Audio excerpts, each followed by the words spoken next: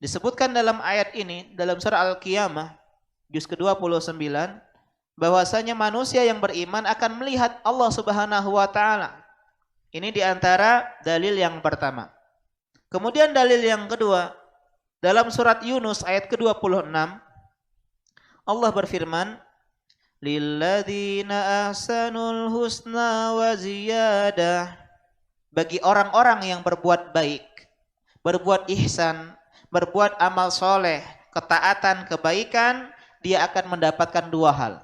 Yang pertama al-husna, yang kedua adalah az-ziyadah, kebaikan dan tambahan.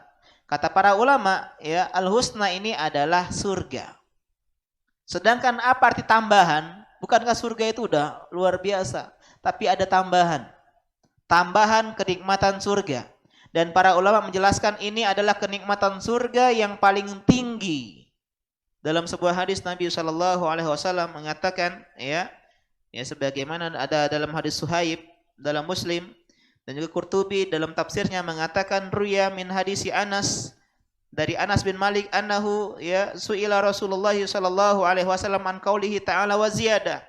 Nabi ditanya tentang apa arti ziyadah, tambahan dalam surat Yunus tadi.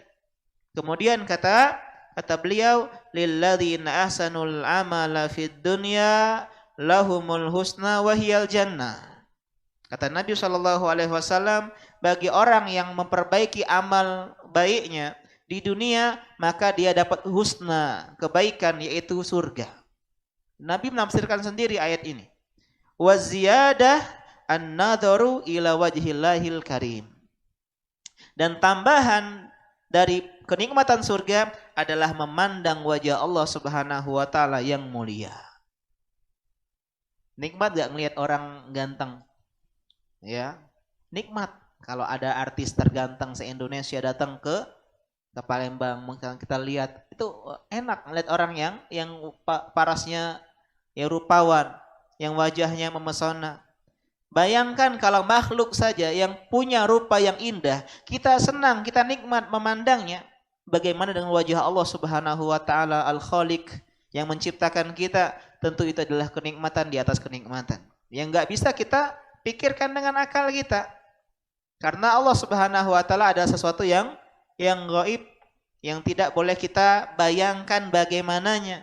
Laisa kamitslihi syai'un, tidak ada yang semisal dengan Allah Subhanahu wa taala. Ini dalil yang kedua.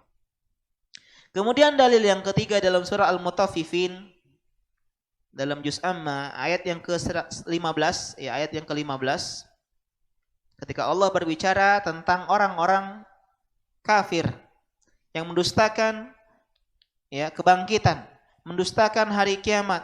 Kata Allah Subhanahu wa taala, kalla innahum 'an rabbihim yawma idzil lamahjubun.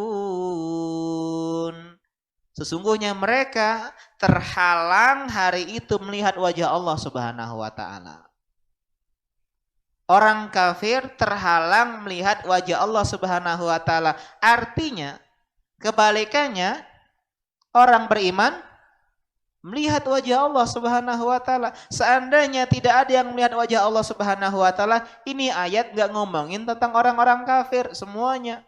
Tapi yang dibahas hanyalah orang-orang kafir saja, sehingga konsekuensinya adalah orang yang tidak kafir, orang yang beriman kepada Allah Subhanahu wa taala tidak terhalang melihat Allah Subhanahu wa taala.